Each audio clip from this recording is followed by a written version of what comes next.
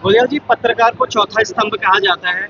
जब चौथा स्तंभ आवाज उठाता है तो उसके साथ कुछ ऐसा कर दिया जाता है। उसके बाद उसको जब इलाज भी नहीं मिल रहा है और ना उसकी सुरक्षा उसको मिल पा रही है, तो फिर क्या सच में इस तरीके से भाई पत्रकारिता जिंदा रहेगी? मेरे भाई मेरे दोस्त गणेश गोदियाल का ये कर्तव्य है कि वो पत्रकार भाई हों या कोई आम नागरिक हो, अगर किसी के साथ भी अन्याय होता है तो हम वहाँ खड़े होने की कोशिश करते हैं। और आज इसी रूप में, चूंकि वो भी उत्तराखंड का नागरिक है, पत्रकार भी है, एक अच्छे कॉज के लिए लगातार आंदोलन कर रहा है। वो नहीं चाहता है कि प्रदेश में अनधिकृत रूप से शराब बिके, शराब माफियाएं फले फूलें, वो नहीं चाहता है। वो इस काम में लगा है। और आज उनकी यह हालत देखकर मुझे चिंता हुई, तब हम यहाँ आए। उनके माता पिता ने बताया कि जबरदस्ती डिस्चार्ज किया जा रहा है। हम लोग फिर हॉस्पिटल के प्रशासन से लड़े, और इस तरह से हर एक वो व्यक्ति जो उत्तराखंड का नागरिक हो और ऐसी दिक्कत में हो, और अगर हम वहाँ जा सकते हैं, वहाँ पर हाजिर हो सकते हैं, तो उनके हकों के लिए हम जाते रहें।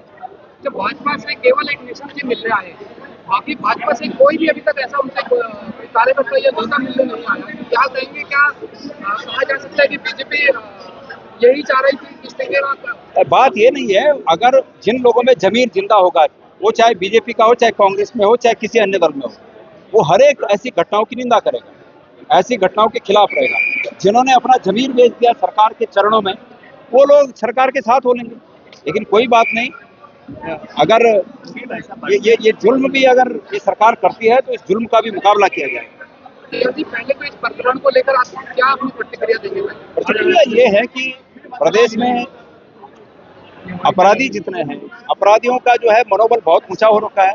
कानून और व्यवस्था चौपट हो रखी है। जिस प्रकार से शराब माफियाओं के खिलाफ मुहिम चलाने वाले पत्रकार को बुरी तरह पीटा गया, और वो अपने जीवन का संकट उन पर है, उससे संघर्ष कर रहे हैं। और जिस प्रकार से कल हरिद्वार में खुलेआम दिन दहाड़े ज्वेलरी की दुकान लूटी गई, ये अपने आप में ये प्रतीत होता है कि ये सरकार का जो मकसद है, सरकार का मकसद सिर्फ खनन और खनन बाबा के इशारे पर उनके अधिकारियों के अपॉइंटमेंट, उनसे जो उनके हितों की साधना होती है वो सब करना, और जनता के हितों को अनदेखा करना। अब यहाँ पर कितनी बड़ी विडंबना है कि एक व्यक्ति माफियाओं के द्वारा पीटा गया और उसको हॉस्पिटल में जबरदस्ती बाहर निकाला जाए। तो ये हम लोग सहन नहीं। जब हमें पता चला कि उसको जबरदस्ती डिस्चार्ज दिया जा रहा है, तो सब लोग यहाँ पर आए, और अब बहुत 2-3 बार की हुज्जतबाजी के बाद अब जाकर ये कह रहे हैं कि ठीक है, हम दोबारा एडमिट कर रहे हैं उसको। जब तक कोई व्यक्ति स्वस्थ नहीं हो जाता हॉस्पिटल में, एक बार एडमिट होने के बाद जब तक वो पूरी तरह स्वस्थ नहीं हो जाता, उसको बीच में हटा देना कहाँ का न्याय है, कहाँ का इंसाफ है, कहाँ का इलाज है? तो इस प्रकार से जो जो ये राजनीति माफिया इस प्रदेश में हावी है, राजनीतिक माफिया, उस राजनीतिक माफियाओं के दबाव में हर तरह से लोगों को परेशान किया जा रहा है। इसी के खिलाफ हम लोग यहाँ पर सब आए, और अब ये कह रहे हैं हॉस्पिटल वाले की, एम्स वाले कह रहे हैं कि अब हम दोबारा उसको एडमिट कर रहे हैं। एडमिट कर देंगे तो हम भी यहाँ से हो लेंगे उधर, लेकिन जब तक वो एडमिट नहीं करते, डिस्चार्ज पहले वही ये राजनीतिक लोगों के दबाव में है। निश्चित रूप में ये लोग राजनीतिक लोगों के दबाव में, यहाँ की सरकार के दबाव में। यहाँ की सरकार नहीं चाहती कि यहाँ पर ये व्यक्ति एडमिट रहे और ये लोगों को ज्यादा पता चले कि शराब के माफियाओं ने पुलिस के संरक्षण में और इस सरकार के संरक्षण में इस पत्रकार भाई को पीटने का काम किया। तो इसलिए यहाँ से जबरदस्ती उसको डिस्चार्ज दिया जा रहा है। गोयल जी, अभी ये मान भी रहे हैं कि इसका ऑपरेशन होना है, और फिर भी कह रहे हैं डिस्चार्ज दे दिया। ये क्या बात हुई? पॉलिटिकल प्रेशर भी है क्या? निश्चित पॉलिटिकल प्रेशर है, स्टेट के नेताओं का पॉलिटिकल प्रेशर है, वित्त मंत्री का प्रेशर है, प्रेमचंद अग्रवाल का प्रेशर है। प्रेमचंद अग्रवाल जी को तो खुश होना चाहिए था कि उनके विधानसभा क्षेत्र में एक ऐसा व्यक्ति है जो शराब माफियाओं के खिलाफ लड़ रहा है, उल्टा इसको जो है पिटवा रहे हैं।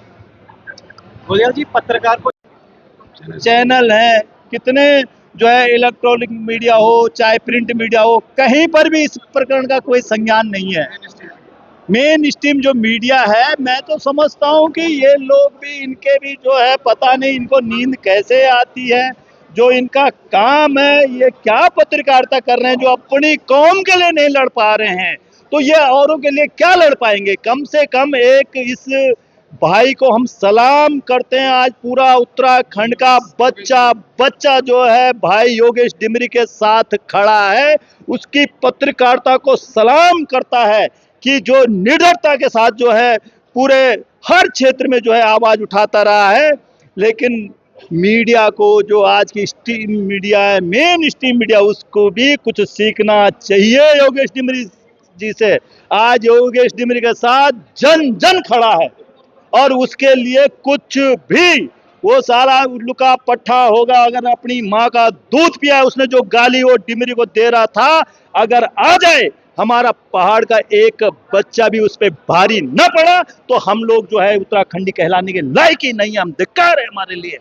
वो जहां भी दिखेगा हम छोड़ेंगे तो नहीं साले को। उसने जो है योगेश डिमरी पे हमला नहीं करा है, उसने उत्तराखंड की अस्मिता पे हमला करा है। वो जो भी है गंजा फंजा जो भी है, साला उल्लू का पट्टा होगा कहाँ का, वो उसकी ऐसी की तैसी हमारा एक बच्चा भी कर देगा। और ये होगा। इन्होंने जो है मधुमक्खी के छत्ते पे हाथ डाल दिया है। अभी आपने देखा किस तरीके से गणेश गोदियाल जी ने तमाम चीज़ें यहाँ पे बताई। ऋषिकेश एम्स में इस वक्त मैं मौजूद हूँ। डिमरी जी को लगातार पहले वो जब शराब माफिया के खिलाफ खबर करते हुए नजर आ रहे थे, उसके बाद अब यहाँ पर एक चीज़ सामने ये आती है कि उनको ज़बरदस्ती डिस्चार्ज दिया जाता है, जिसकी वजह से गोदियाल जी यहाँ पे धरने पर बैठ जाते हैं और धरने में बैठने के बाद फिर उनको वापस बैठ दिया जाता है। तो ये किस तरीके की एक राजनीति चल रही है? क्या सच में आम आदमी के साथ कुछ ऐसा ही किया जाएगा? क्योंकि उनको शायद पत्रकार तो कोई नहीं मानता है। कारण क्या है? कह रहे नहीं, तुम पत्रकार नहीं हो क्योंकि तुम जनता के सवाल उठा रहे हो, तुम पत्रकार नहीं हो क्योंकि तुम जनता के लिए लड़ रहे हो, तुम पत्रकार नहीं हो क्योंकि तुम्हारे पीछे बैकबोन नहीं है, तुम पत्रकार नहीं हो क्योंकि तुमने नेताओं के खिलाफ आवाज उठाई है। तो फिर शायद इसी वजह से उनको जबरदस्ती डिस्चार्ज दिया जा रहा था। तो फिर क्या कहाँ की ये रणनीतियां चल रही हैं, कहाँ की नीतियां हैं? बने रहिएगा लोकार्पण के साथ, तमाम चीजें आपको मैं दिखाता हुआ नजर आऊंगा। अभी एम्स के ट्रॉमा सेंटर के ठीक सामने मौजूद है, क्या कुछ यहाँ पे होने वाला है उस विषय में भी बात करेंगे। तब तक के लिए बने रहिएगा, बहुत बहुत धन्यवाद।